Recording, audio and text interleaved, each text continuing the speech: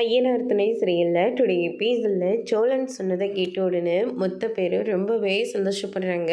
நீ சொல்கிறது எல்லாமே உண்மைதானே அப்படியே சொல்லிட்டு கேட்கவும், டேய் கையில் டாக்குமெண்ட் இருக்குடா, அதை முதல்ல படிச்சுப்பாரு அப்படின்ற மாதிரி சொன்ன உடனே பல்லவன் இருந்துட்டு அந்த டாக்குமெண்ட்டை வாங்கி படிக்கிறாங்க.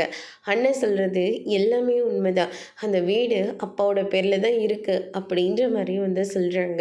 இதை கேட்டோன்னே நடேசன் இருந்துட்டு அவரோட முகத்தில் சந்தோஷம் தாண்டவம் ஆடிட்டுருக்கு.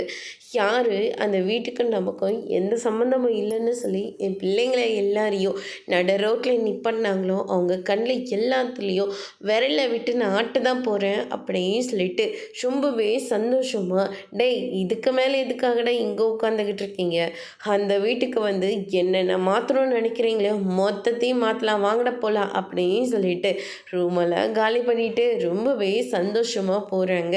கோர்ட்டில் போயிட்டு அந்த வீடு எங்களுக்கு சொந்தம், ஆனால் எங்களை வீட்டை விட்டு வெளியே போய் தான் ஆகணும்னு சொல்லி பொய்யான கம்ப்ளைண்ட்டு கொடுத்து எங்களை வீட்டை விட்டு வெளியே துரத்திட்டாங்க அப்படின்ற மாதிரியே சொல்லிடுறாங்க.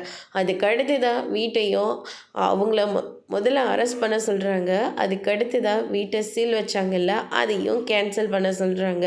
யாரை கேட்டு சீல் வச்சிங்க அப்படின்ற அளவுக்கு கேட்க ஆரம்பிக்கிறாங்க. அதுக்கு அடுத்து தான் பார்த்திங்கன்னா, இதுக்கு முன்னாடி ஏன் நீங்கள் இந்த டாக்குமெண்ட்டை எடுத்துகிட்டு வந்து கொடுக்கல, இது அவங்களே மறைச்சி வச்சுருந்தாங்க, அவங்கக்கிட்டே இருந்த ஒரு வழியாக இதை நாங்கள் எடுத்துகிட்டு வந்துட்டோம் அப்படின்ற மாதிரி பொய்யான கம்ப்ளைண்ட்டும் கொடுத்துட்றாங்க. அதோட இன்றைக்கான பிரம முடிச்சிருக்குங்க.